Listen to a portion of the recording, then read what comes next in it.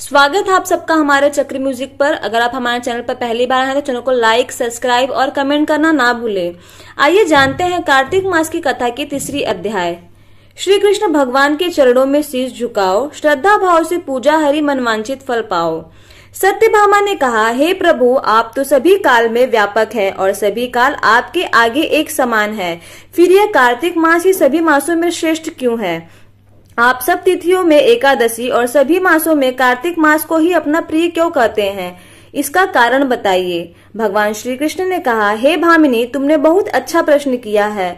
मैं तुम्हें इसका उत्तर देता हूँ, ध्यान पूर्वक सुनो।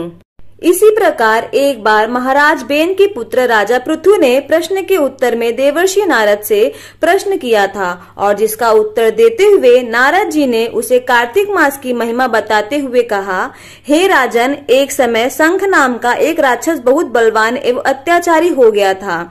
उसके अत्याचारों से तीनों लोकों में त्राही त्राही मच गई। उस शंखासुर ने स्वर्ग में निवास करने वाले देवताओं पर विजय प्राप्त कर देवताओं एवं लोकपालों के अधिकारों को छीन लिया। उससे भयभीत होकर समस्त देवता अपने परिवार के सदस्य के साथ सुमेरु पर्वत की गुफाओं में बहुत दिनों तक छिपे रहे। तत्पश्चात वे निश्चिंत होकर सुमेरु पर्वत की गुफाओं में रहने लगे। उधर जब शंखासुर को इस बात का पता चला कि देवता आनंद पूर्वक सुमेरु पर्वत की गुफाओं में निवास कर रहे हैं, तो उसने सोचा कि ऐसी कोई दिव्य शक्ति अवश्य है जिसके प्रभाव से अधिकारहीन यह देवता अभी भी बलवान है। सोचते सोचते वह इस निर्णय पर पहुंचा कि वेद मंत्रों के बल के कारण ही देवता बलवान हो रहे हैं।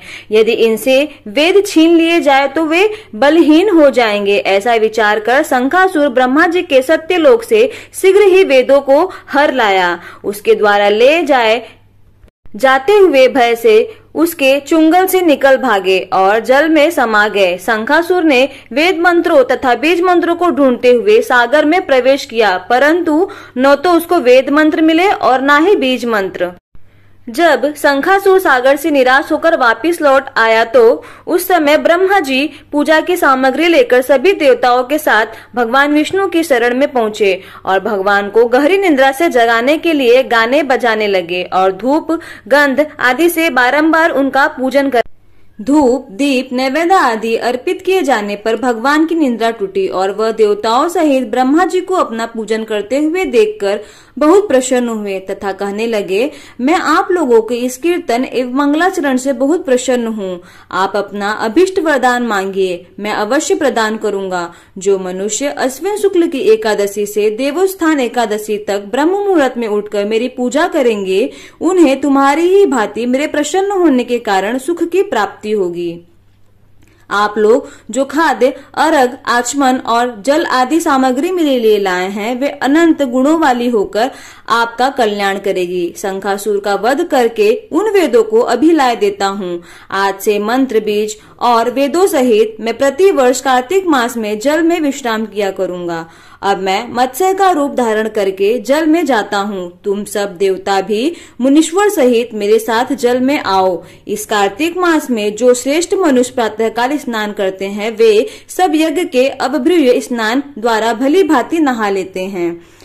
हे देवेंद्र, कार्तिक मास में व्रत करने वालों को सब प्रकार से धन, पुत्र, पुत्री आदि देते रहना और उनकी सभी आपत्तियों से रक्षा करना। हे धनपति कुबेर, मेरी आज्ञा के अनुसार तुम उनके धन धान्य की वृद्धि करना, क्योंकि इस प्रकार का आचरण करने वाला मनुष्य मेरा रूप धारण करके जीवन मुक्त हो जाता है।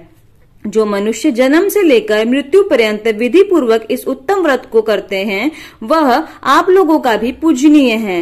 कार्तिक शुक्ल के पक्ष की एकादशी तिथि को तुम लोगों ने मुझे जगाया है, इसलिए यह तिथि मेरे लिए अत्यंत प्रीतिदायिनी और माननीय है। हे देवताओं, यह दोनों व्रत नियम पूर्वक करने से मनुष्य मेरा सानिध्य प्राप्त कर लेता है। इन व्रतों को करने से जो फल मिलता है वह अन्य किसी व्रत से नहीं मिलता। अतः प्रत्येक मनुष्य को सुखी और निरोग रहने के लिए कार्तिक महात्म्य और एकादशी की कथा सुनते हुए उपयुक्त नियमों का पालन करना चाहिए। तो यहाँ पर समाप्त हुई कथा की तीसरी